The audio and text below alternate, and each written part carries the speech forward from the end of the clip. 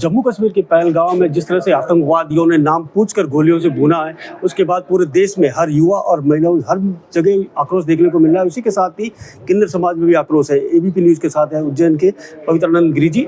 Sir, आपका स्वागत है। मुझे बताइए कि ये जो निर्मम तरह से हत्या की गई है, लोगों को मारा गया है, किस तरह से देख रहा है आपका समाज?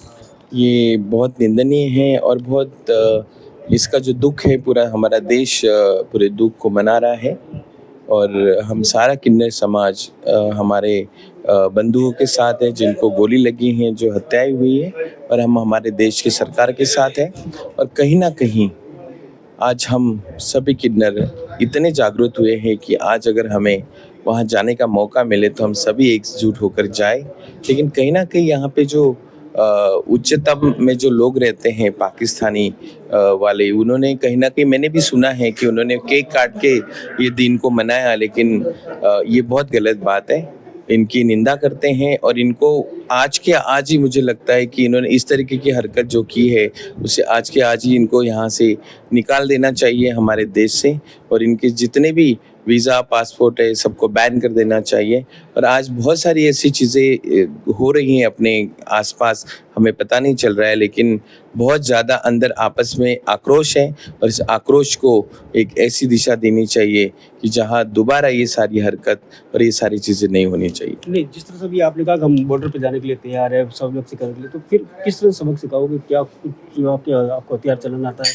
कैसे जाना चाह रहे हो? क्या हम सनातनी हैं, हथियार से ज़्यादा हमारा जब दीक्षा होता है तो हम अस्त्र शस्त्र सबका यूज़ होता है और हम सभी सीखते हैं।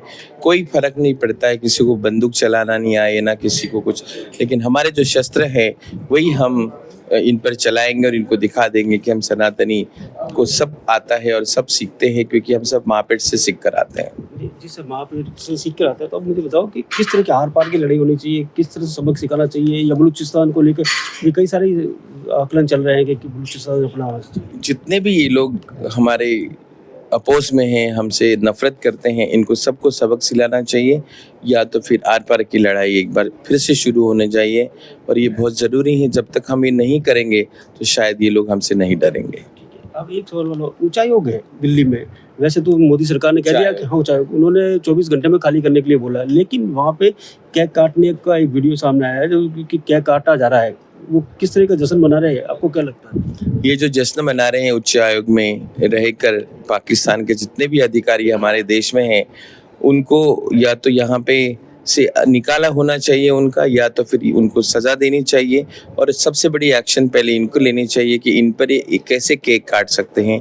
मतलब ये हमारे साथ रह के, हमारा खाना खा के, हमारा यहाँ का पानी पी के हमारे देश को, फिर भी इनके सीने में हमारे लिए इतनी नफरत है, तो इनको इसका सबसे बड़ा एक ये देना चाहिए, एक्शन लेना चाहिए और सबसे बड़ी सज़ा देनी चाहिए। जिस तरह से राहुल गांधी के बारे में कुछ कहना चाहेंगे? देखो, ये पार्टियां हैं, ये तो सब एक दूसरे के बारे में बोलती हैं, क्योंकि ये सब अपने अपने मौके ढूंढते हैं, क्योंकि हर किसी को अच्छा बनना होता है। सब एक जैसे हैं, ना राहुल ना कोई और।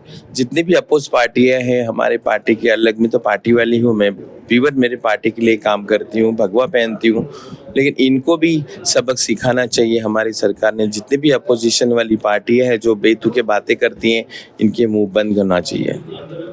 एबीपी न्यूज़ से बातचीत करने के लिए धन्यवाद। जोधपुर से Karanpuri. For exclusive and insightful videos, subscribe to our new channel ABP Live Premium.